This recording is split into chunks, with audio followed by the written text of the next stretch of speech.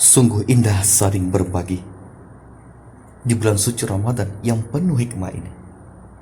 Jawablah salam Ustaz dengan sepenuh hati, insya Allah diberkati. Assalamualaikum warahmatullahi wabarakatuh. Apa kabar Ustaz semuanya? Subhanallah, Alhamdulillah, luar biasa, tetap ceria. Allahu Akbar, la ilaha illallah Muhammad Rasulullah inna nabil. Saya dirahmati Allah Subhanahu wa Ta'ala. Untuk mendapatkan keberkahan dan ridha Allah Subhanahu wa Ta'ala, mari sama-sama kita awali ini dengan mendapatkan al-basmalah seraya berdoa kepada Gusti Allah Subhanahu wa Ta'ala. A'udzu billahi minasyaitonir rajim. Bismillahirrahmanirrahim. Rabbana zidna ilma warzuqna fahma wa amalan shalihan. Amin ya rabbal. Baiklah semuanya, pada pertemuan sebelumnya kita telah mempelajari tentang kisah Nabi Ilyas alaihissalam. Nah, pada kesempatan kali ini kita melanjutkan materi kita dengan tema Mari Mengetahui Kisah Para Nabi. Subtema Kisah Keteladanan Nabi Ilyas alaihissalam. Adapun tujuan pembelajaran pertemuan kali ini diantaranya adalah yang pertama, menceritakan kisah keteladanan Nabi Ilyas alaihissalam. Yang kedua, menunjukkan contoh keteladanan yang dimiliki Nabi Ilyas alaihissalam. Dan tujuan terakhir yang ketiga adalah mengidentifikasi dalil nakli ataupun ayat Al-Quran yang berkaitan dengan kisah keteladanan Nabi Ilyas alaihissalam. Nah, saat ini dimuliakan Allah Subhanahu wa Ta'ala, kisah Nabi Ilyas alaihissalam. Nabi Ilyas adalah pengikut setia Nabi Ilyas. Beliau diutus oleh Allah untuk membimbing kaum Bani Israel. Nabi Ilyas bertemu dengan Nabi Ilyas ketika bersembunyi dari kejaran kaumnya yang pembangkang, yang tidak terima dengan ajaran yang dibawa Nabi Ilyas alaihissalam.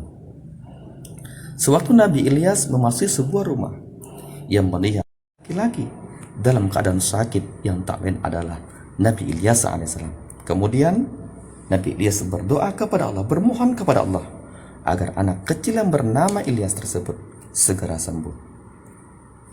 Dan alhamdulillah, atas izin Allah, Nabi Ilyas pun sembuh dari penyakit yang deritanya. Setelah Nabi Ilyas sehat, Nabi Ilyas mengangkatnya menjadi anak. Nabi Ilyas selalu mengikuti Nabi Ilyas kemanapun beliau pergi. Nah, setelah Nabi Ilyas wafat, Allah Subhanahu wa Ta'ala mengangkat Nabi Ilyas menjadi seorang nabi untuk menggantikan Nabi Ilyas sebagai penerus. Selama masa kepemimpinan Nabi Ilyas alaihissalam, kaum Bani Israel hidup rukun, damai, tentram, dan makmur.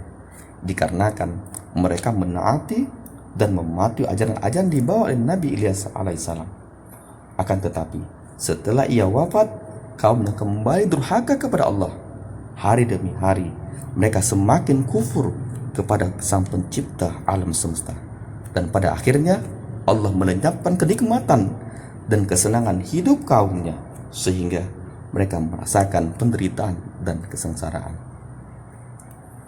Saat dirahmati Allah Subhanahu wa Ta'ala, adapun ayat Al-Quran yang berkaitan dengan kisah Nabi Ilyas alaihissalam, Allah gambarkan, Allah lukiskan dalam surah Sad ayat ke-48, surah ke-38. A'udzu billahi minasyaitonir rajim. Bismillahirrahmanirrahim. Wazkur Ismail wal Yasa wa dzal kifl, yang artinya, dan ingatlah Ismail, Ilyasa, dan Dzulkifli, semuanya termasuk orang-orang yang paling baik. Nah, saya dirahmati Allah Subhanahu wa Ta'ala, dari kisah tadinya dapatlah kita ambil kesimpulan. Di antaranya adalah yang pertama, Nabi Ilyas adalah pengikut setia Nabi Ilyas alaihissalam. Beliau diutus oleh Allah untuk membimbing kaum Bani Israel. Simpulan kedua, Nabi Ilyas mampu menciptakan kaumnya hidup rukun, tentram, makmur karena beriman dan bertakwa kepada Allah Subhanahu wa Ta'ala. Kesimpulan terakhir adalah ketaatan kepada Allah dan Rasulnya pasti membawa kebahagiaan hidup baik di dunia maupun di akhirat. Amin amin ya rabbal alamin. Nah, sampai bertugas di rumah. Adapun tugas di rumah adalah yang pertama, siapakah Nabi? Yang kedua, bagaimana kondisi kaum Bani Israel pada masa kepemimpinan Nabi Ilyas alaihissalam. Harapan Ustaz, kiranya tugasnya dikerjakan dengan teliti. Supaya apa? Supaya nilainya nanti memuaskan. Amin ya rabbal alamin. Nah, Ustaz yang dimaksudkan Allah Subhanahu wa taala, di sini Ustaz mengucapkan selamat menunaikan ibadah puasa. Mudah-mudahan puasa kita pada tahun ini lebih bermakna daripada tahun-tahun sebelumnya. Amin ya rabbal alamin. Nah, Ustaz kagumin, demikianlah materi kita pada hari ini. Lebih kurang Ustadz pada Allah SWT mengampun. Kiranya bermanfaat bagi kita semuanya.